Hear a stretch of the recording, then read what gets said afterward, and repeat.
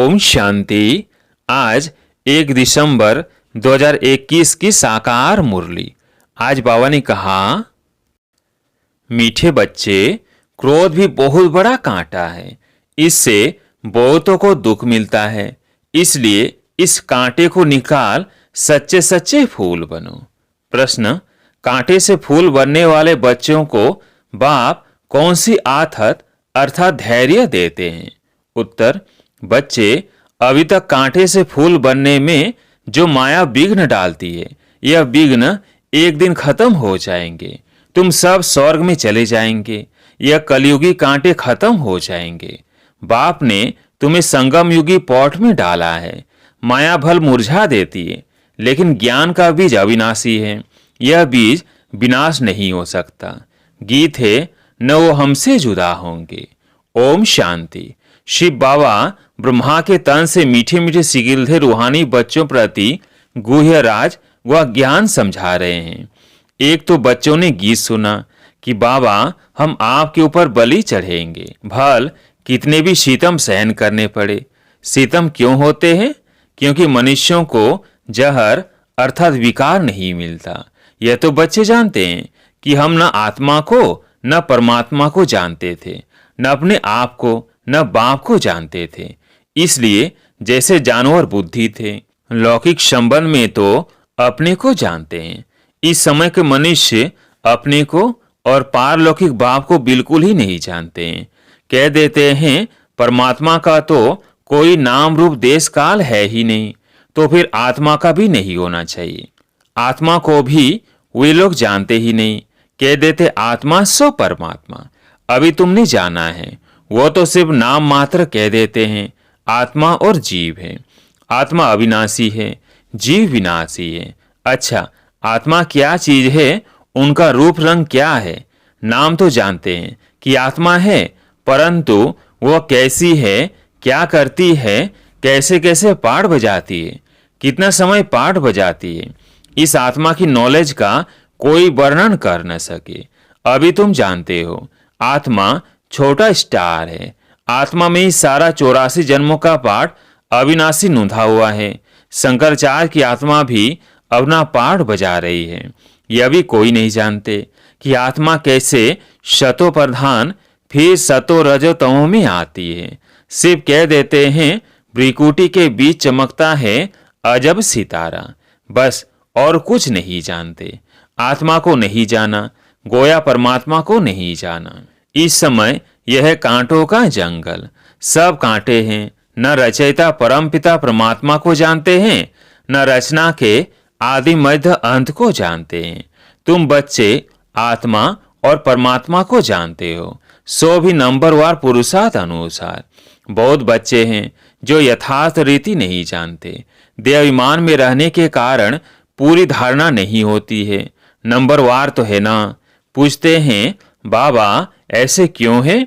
बाबा कहते हैं, बच्चे, यह राजधानी स्थापन हो रही है। इसमें सब प्रकार के जरूर चाहिए। पत्थर बुद्धि हो तब तो कम से कम पद पाए। अगर खुद जानते हो तो औरों को भी समझाए। तुम कहेंगे आगे चलकर समझाने लग पड़ेंगे, परंतु ऐसे भी कोई चाहिए, तब तो कम पद मिलेगा ना। कहाँ राजा कहाँ प्रजा, कितना फर्क है। यहाँ तो राजा प्रजा सबको दुख है। सतयुग में न राजा को दुख न प्रजा को, परंतु मर्तबे में फर्क है। पूरी धारणा न होने के कारण किसको समझा नहीं सकते हैं। फिर कोई न कोई कांटा लगता रहेगा, कभी लोभ का कभी मोह का। भूतों की प्रवेशता होती रहेगी। यह भी होना है जरूर। तुम हो प्रजापिता ब्रह्म कुमार कुमारियां। प्रजापिता का बाप कौन? शिव बाबा। बाकी शिव का बाप कोई होता नहीं। यह ब्रह्मा विष्णु शंकर भी शिव की रचना है। तो सब हो गई आत्माएं। परम पिता परमात्मा एक है। ब्रह्मा विष्णु शंकर अथवा लक्ष्मी नारायण आदि कोई भी मनुष्य आत्मा से कभी गति सदगति का वर्षा मिल नहीं सकता। मनुष्य न आत्मा को यथार्थ जानते हैं, न परमात्मा को जानते हैं। एक परम पिता परमात्मा ही आत्मा का रियलाइजेशन करा सकते हैं। ज्ञान से सदगति होती है। ज्ञान तो एक बाप ही देते हैं। कोई कोई बच्चे फिर यज्ञ की स्थूल सेवा भी बहुत करते हैं। इस सब्जेक्ट से भी मार्क से मिलती है। अब तुम बच्चों को बाप अमर कथा तिजरी की कथा सुनाते हैं। यह वास्तव में कथा नहीं है, यह है रूहानी ज्ञान, अपने को और बाप को जानना। वो तो कह देते हैं जैसे पानी से बुदबुदा निकलता है फिर समा जाता है। हम ब्रह्म से पैदा हो पाठ बजाए फिर ब्रह्म में लीन हो जाते हैं या ब्रह्म ही बन जाते हैं। और कोई रचना और रचता का ज्ञान है ही नहीं। ज्ञान तो बाप ही आकर समझाते हैं। इनका नाम है शिव। फिर उनको कोई रुद्र भी कहते हैं, कोई पाप कटेश्वर भी कहते हैं। अनेक नाम रख पूजा की सामग्री बढ़ा दी है। जो जो परमात्मा ने कर्तव्य किया है उस पर भिन्न भिन्न नाम रख बहुत मंदिर बना दिए हैं। अब बाप कहते हैं यह कांटों की दुनिया, विषय सागर, यह भी सब से लिखाया जाता है कि ईश्वर सर्वव्यापी नहीं है। बाप तो आकर भारत को स्वर्ग बनाते हैं तो सारी दुनिया स्वर्ग बन जाती है। यह भी किसकी बुद्धि में नहीं आता। शास्त्र सब है भक्ति के, बाकी हर एक को अपने अपने काम का ज्ञान है। वाढ़े अर्थात कारपेंटर को वाड़े का ज्ञान है, डॉक्टर को डॉक्टरी का ज्ञान है। यह रूहानी ज्ञान जो तो एक परमात्मा ही आकर देते हैं। मनुष्यों को यह पता ही नहीं कि परमात्मा किसको कहा जाता है। गीता में श्री कृष्ण का नाम डाल दिया है। मुख्य बात है ही यह। माँ बाप को खंडन कर दिया है तो बाकी सब शास्त्र झूठे हो गए। झूठे पत्थरों की भी खानियां होती है। यह भी जैसे झूठे पत्थर है। पारस बुद्धि वाले रहते हैं पारसपुरी सतयुग में। यह तो है नरक। बुलाते हैं हे पतित पावन आओ, तो जरूर पतित है। नरक और स्वर्ग दोनों भारत में ही हैं। कोई मरते हैं तो कहते हैं स्वर्ग गया। यह बुद्धि में नहीं आता कि स्वर्ग तो सतयुग को कहा जाता है। परमात्मा स्वर्ग की स्थापना करते हैं, न कि नरक की। रावण राज्य कब से शुरू होता है यह भी किसको पता नहीं है। बल शास्त्र बहुत पढ़ते हैं, ब्रह्मचर्य में भी रहते हैं, परंतु पैदा तो विकास से होते हैं ना। साधु सन्यासी भी साधना करते हैं, बाप से मुक्ति मांगते हैं, क्योंकि छीछी दुनिया में रहने नहीं चाहते हैं। अब बाप कहते हैं पहले आत्मा को जानो कि कैसे जन्म मरण में आती है, कैसे सच्चे सोने में खाद पड़ती है, कैसे 84 जन्मों का पाठ बजाती है। सबसे जास्ती पाठ तुम्हारा है। जो देवी देवता थे वही पूरे 84 जन्म लेते हैं। लक्ष्मी नारायण ने राज्य किया, फिर कहाँ गए? उनकी आत्मा ने जरूर जन्म तो लिया होगा ना। अब वो कहाँ है कोई जानता नहीं। क्रिश्चियन लोग जानते हैं कि क्राइस्ट इस समय बेगरी पाठ में होगा। तुम तो अच्छी रीति जानते हो लक्ष्मी नारायण जो स्वर्ग के मालिक थे उन्हों को ही पुनर्जन्म ले 84 जन्म पूरे करने हैं। सभी आत्माएं 84 जन्म नहीं लेंगी। यह भी ज्ञान बुद्धि में धारण करने का है। योग में रहने के सिवाय कांटों से फूल बन नहीं सकते। योग से ही विकर्म विनाश होंगे और सतो प्रधान फूल बनेंगे। जब तक यहाँ है तब तो कुछ न कुछ कांटे पने का अंश रहता है।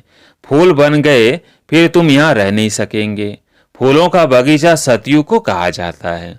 अभी तुम कांटों के जंगल अथवा रावण के राज्य में हो। सब कांटे ही कांटे हैं। जो बहुत कांटों को फूल बनाते हैं उन्हें सच्चा खुशबूदार फूल कहेंगे। एक फूल होता है किंग ऑफ फ्लावर, सफेद होता है, टेबल पर रखा जाता है, फिर खिलता रहता है, खुशबू बढ़ती रहती है। ऐसा फूल कोई होता नहीं। अब किंग फूल है तो क्वीन भी चाहिए। रात की रानी, गुलाब, मोतियां आदि अच्छे अच्छे फूल हैं। फ्लावर शो दिखाते हैं, वहाँ सब अच्छे अच्छे फूल ले आते हैं। जो अच्छे अच्छे फूल लाते हैं उनको इनाम भी मिलता है। तुम भी फूलों का बगीचा बनाते हो ना। शिव पर फूल चढ़ाते हैं, उसमें रतन ज्योत आग के फूल भी चढ़ाते हैं। बाबा ने समझाया है मैं यहाँ तुम बच्चों को फूल बनाने का पाठ बजाता हूँ।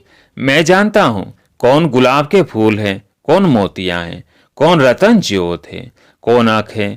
सबसे छीछी होता है आँख। उनकी चलन ही कांटों मिसल होती है। कोई कोई बहुत तीखे कांटे हैं। क्रोध भी एक कांटा है, बहुतों को दुख देते हैं।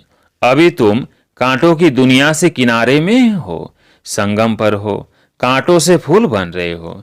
जैसे माली कांटों को निकाल फूलों को अलग पॉट में रखते हैं, तुमको भी बाबा ने अलग कर दिया है। तुम संगम पर हो, तुम्हारी मरम्मत होती रहती है, फिर भी माया कांटा बना देती है। फिर भी एक बार हमारा बन गया ना, तो यह माया के विघ्न भी एक दिन खत्म हो जाएंगे। फिर यह जो पॉट में लगे हुए फूल हैं वह सब स्वर्ग में चले जाएंगे। कलयुगी कांटे सब भस्म हो जाएंगे। तुम कितने थोड़े फूल हो, तुम्हें संगम युगी पॉट में डाला है, बीज बोया हुआ है। माया का तूफान लगता है तो मुरझा देता है। फिर भी अविनाशी ज्ञान का बीज एक बार डाला है तो वह विनाश नहीं होता है। बाप बेट बच्चों को समझाते हैं, तुम बच्चों को बहुत बहुत निडर बनना है।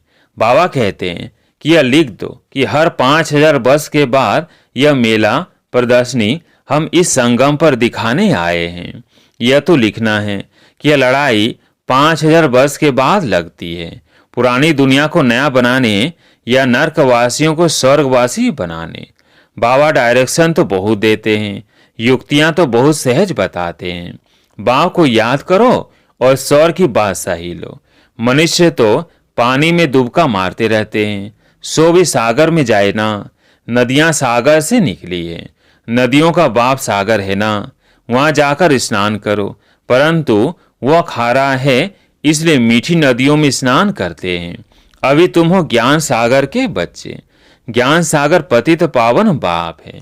तुम उनके बच्चे जो जितनी जास्ती सर्विस करेंगे तो समझा जाएगा यह अच्छा फूल है।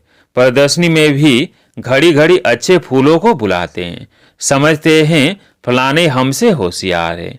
परंतु होशियार का फिर रिगार्ड भी रखना चाहिए। बाबा हमेशा समझाते हैं कभी क्रोध नहीं करो, प्यार से समझाओ। क्रोध कोई करता है तो बाबा समझते हैं कि इनमें कड़ा भूत है। माँ बाप पर भी क्रोध करने में देरी नहीं करते हैं और ही दुर्गति को पा लेंगे। गरीब निवाज कब गरीबों पर क्रोध करेंगे क्या? गरीब निवाज बाबा आया ही है गरीबों का साहूकार बनाने। यहाँ जो पदमपति है दूसरे जन्म में नौकर चाकर बनेंगे। गरीब जो अच्छी रीति पढ़ेंगे वह जाकर राजा रानी बनेंगे। ऐसे भी सेंटर्स पर आते हैं जो ईश्वरीय सेवा में कुछ नहीं देते हैं। उनको पता ही नहीं कि थोड़ा भी बीज बोने से हमारा भविष्य कितना ऊंचा बनेगा। सुदामे का मिसाल है ना, ईश्वर अर्थ दान करते हैं, समझते हैं दूसरे जन्म में फल मिलेगा। बाबा लिख देते हैं बच्चे तुमको 1 ईंट के बदले महल मिल जाएंगे। यहाँ कौड़िया देते हो वहाँ हीरे बन जाते हैं। इसलिए चावल मुट्ठी का गायन है। गुरु नानक के ठिकाने में जाते हैं, कुछ न कुछ रखते जरूर है, परंतु यहाँ तो बाप दाता है ना। अच्छा, मीठे मीठे सिकिलधे बच्चों प्रति माता पिता बाप दादा का याद प्यार और गुड मॉर्निंग। रूहानी बाप की रूहानी बच्चों को नमस्ते। हम रूहानी बच्चों की रूहानी बाप दादा को याद प्यार गुड मॉर्निंग नमस्ते नमस्ते। धारणा के लिए मुख्य सार। पहला पॉइंट, बहुत बहुत निडर बन कांटों को फूल बनाने की सेवा करनी है। सब में अविनाशी बीज बोते रहना है। दूसरा पॉइंट, क्रोध का बहुत बड़ा कांटा है, उसे छोड़ बहुत बहुत प्यारा बनना है। प्यार से सर्विस करनी है, सर्विसूल का रिगार्ड रखना है। आज प्यारे मीठे बाबा का वरदान, सर्व के गुण देखने व संतुष्ट करने की उत्कंठा द्वारा सदा एक रस उत्साह में रहने वाले गुण मूर्त भव। सर्व के गुण देखने व संतुष्ट करने की उत्कंठा द्वारा सदा एक रस उत्साह में रहने वाले गुण मूर्त भव। सदा एक रस उमंग उत्साह में रहने के लिए जो भी संबंध में आते हैं उन्हें संतुष्ट करने की उत्कंठा हो। जिसको भी देखो उससे हर समय गुण उठाते रहो। सर्व के गुणों का बल मिलने से उत्साह सदा काल के लिए रहेगा। उत्साह कम तब होता है जब औरों के भिन्न भिन्न स्वरूप भिन्न भिन्न बातें देखते सुनते हो, लेकिन गुण देखने की उत्कंठा हो तो एक रस उत्साह रहेगा और सर्व के गुण देखने से स्वयं भी गुण मूर्त बन जाएंगे। स्लोगन, बेहद के वैराग्य वृत्ति का फाउंडेशन मजबूत हो तो सेकंड में अशरीरी बनना सहज है। बेहद के वैराग्य वृत्ति का फाउंडेशन मजबूत हो तो सेकंड में अशरीरी बनना सहज है। अच्छा, ओम शांति।